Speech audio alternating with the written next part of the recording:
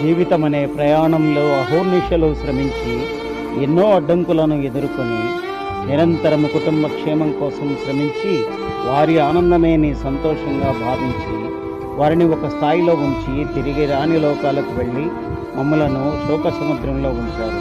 మీరు లేని లోటు మాకు మిగిల్చారు. మమ్మల్ని వదిలి వెళ్ళిన మీరు ప్రభు చెంత ఉన్నారనే ఆశతో మీ కుటుంబ సభ్యులు.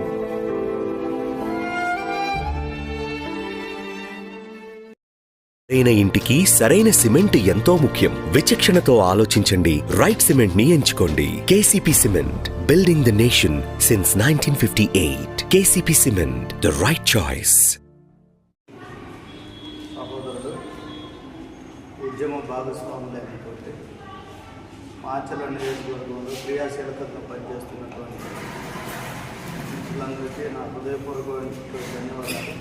అలాగనే పల్నాడు జిల్లా ఇన్ఛార్జిగా మాచర్ల పరిశీలకునిగా మాచర్ల పట్టణానికి నియోజకవర్గ స్థాయి మీటింగ్కి హాజరైనటువంటి అన్న దుడ్డు రామకృష్ణ మాధవ్ గారికి నా ప్రత్యేకమైనటువంటి ధన్యవాదాలు.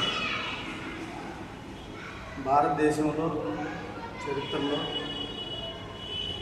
ఈ షెడ్యూల్ కులాల్లో చదువుకున్నటువంటి వాళ్ళు చాలా తక్కువ మంది ఉన్నారు. ఆ రోజు చదువుకునేటటువంటి అవకాశం లేదు, కల్పించబడలేదు. బాబాసాహెబ్ అంబేద్కర్ గారు, బాబు జగజ్జీవనరావు గారి చొరవ వల్ల, వారు తీసుకున్నటువంటి ప్రత్యేకమైనటువంటి శ్రద్ధ వల్ల భారత రాజ్యాంగంలో అన్ని ఫలాలని అన్ని వర్గాలు, జాతి, మత, కుల విభేదాలు లేకుండా అందరూ పొందేటటువంటి స్వేచ్ఛని పొందుపరిచారు. దాన్ని వినియోగించుకొని షెడ్యూల్ కులాల్లో ఉన్నటువంటి వారి 59 కులాల్లో కొన్ని కులాలు మాత్రమే అభివృద్ధి చెంది కొన్ని కులాలు మొత్తం పూర్తిగా మళ్ళీ అణిచివేయబడే పరిస్థితికి వచ్చినప్పుడు మాన్యశ్రీ మందకృష్ణ మాదిగ గారు ఒక గొప్ప ఉద్యమాన్ని మాదిగల్ని ఉప కులాలని చైతన్యపరిచే దిశగా ఉద్యమాన్ని మొదలుపెట్టారు. 30 ఏళ్ళ ఉద్యమం తర్వాత వర్గీకరణ సాధించుకున్నాం. ఆ వర్గీకరణ సాధించి ఎంతైతే కష్టపడ్డామో అప్పుడు చదువులేని వాళ్ళు చదువుకున్న వాళ్ళ కోసం పోరాడి ప్రాణాలు అర్పించారు. ఇప్పుడు చదువుకున్న వాళ్ళు ముందుకొచ్చి ఆ వర్గీకరణ ఫలాన్ని అందుకునే విధంగా ప్రోత్సహించడాన్ని, ప్రేరేపించడాన్ని, వాళ్ళకి అవగాహన కలిగించడాన్ని శుభపరిణామంగానే మనం అనుకోవాలి. ఖచ్చితంగా వర్గీకరణ ఫలాలని అనుభవించకపోతే మాదిగ అమరవీరులకు దక్కేటటువంటి గౌరవం, నిజమైన గౌరవం, నివాళి దక్కినట్టు కాదు.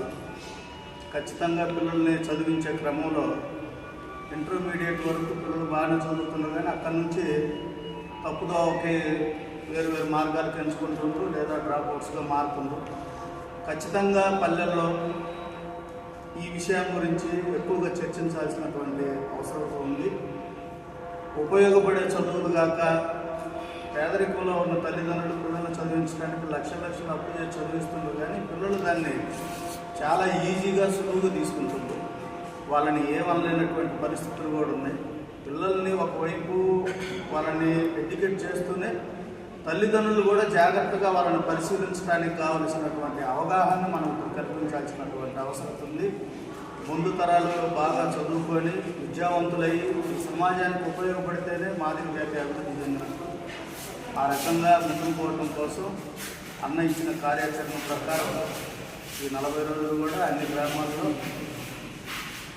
అక్కడ క్షేత్రస్థాయిలో ఉన్నటువంటి నాయకులు, క్రియాశీలకంగా పనిచేసేటువంటి సీనియర్ నాయకులు ప్రత్యేకమైనటువంటి శ్రద్ధ చూపి వాళ్ళకు సహకరించి ఆ పల్లెల్లో, చర్చిల్లో ఎక్కడైతే సమావేశానికి అనుకూలంగా ఉంటుందో ఆ ప్రాంతాల్లో పిల్లల తల్లిదండ్రులని, చదువుకున్న పిల్లల్ని, వాళ్ళ వివరాలను సేకరించి వాళ్ళు ఎంతవరకు చదువుతుండ్రు, తర్వాత నెక్స్ట్ ఏం చదవాలనుకుంటున్నారు అనే దాని గురించి వాళ్ళతో క్లారిటీగా మళ్ళీ చదువుకున్నటువంటి వాళ్ళని పిలిపించి వాళ్ళతో అవగాహన కల్పించే విధంగా ఆ దిశగా ముందుకు పోవడానికి, అంతా ప్రణాళికను సిద్ధం చేసుకోవడానికి మరొకసారి సమావేశాన్ని కూడా మేము వేసుకొని దానిలో ముఖ్యమైనటువంటి నిర్ణయాలని, కార్యాచరణని అమలు చేసేటటువంటి క్రమాన్ని పొందుపరుచుకొని ముందుకెళ్తామని తెలియజేస్తూ ఈ పరిశీలకులుగా ఇక్కడికి వచ్చినటువంటి రామకృష్ణ మాదిగ గారికి ధన్యవాదాలు తెలియజేస్తూ